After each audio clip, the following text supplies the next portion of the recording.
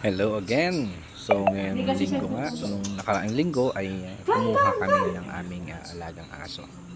Yan, si Teddy. Yan. Hindi pa siya masyadong mahihain pa lang sa banda dyan. So yan, naamoy-amoy niya yung paligid. Na kinakabisado niya yung lugar, pero hindi ko alam. Hindi ko pa masyadong alam ang karakteristik ng asong ito. Ay, ang aso nga pala ito ay ang Belgian Malinois. Yan, si Teddy.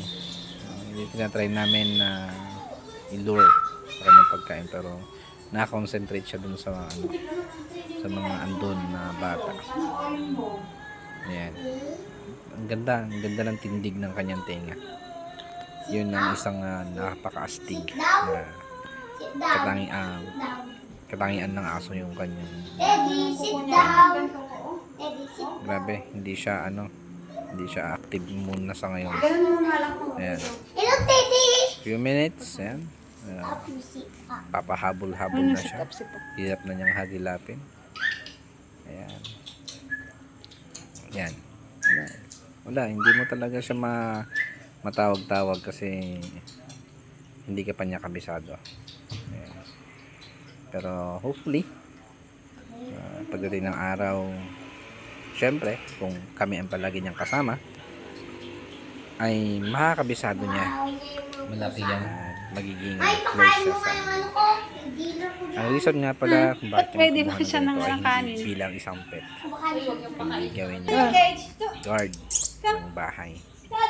So kadalasan wala kami sa bahay, yung mga anak ko nag-aaral, Hindi ka na. sa church, Hindi ka na. walang masyado natitira sa bahay. So kaya kami gumawa ng ganito para Daddy, come. ayan, Go to your para sa cage. seguridad ninyo Daddy, let's go there. ng bahay. Tsaka galing ito sa kulungan, kaya madali lang siyang pumasok dun sa kanyang bahay. Ayan, Kuna. nawawala na naman siya, hindi naman siya mahagilap. Yan, go, go, go, go, go. Hey, Kaya natatakot kami na halika kanyang dito, pakawalan halika. dahil Halika boy. maliit Halika, pa boy. siya, kasyang-kasya pa siya sa mga bakod. Go, go. That's your cage. Pero pag lumaki na, hindi na yung kasya, pakawalan na yan. Yan. Ano gusto niya? Yan. Tubig. Hanggang sa ngayon, nakakulong pa rin siya. So Yung nga kids pala, mo. maano siya sa Yan tubig. na. Masyado siya sa tubig. Tulog ka na dyan. Yun ang maganda sa aso na to. Teddy. Hindi siya Sir Teddy manghihina. name. Yan. Hello, Teddy. Tanggalin Yan, natin yung Teddy ang ribbon kanyang mo. pangalan. Pinangalan siya ng ay ate ko ang binibigay ng pangalan. Tuyo na ba to? Aso. Ayan. Basa pa ay.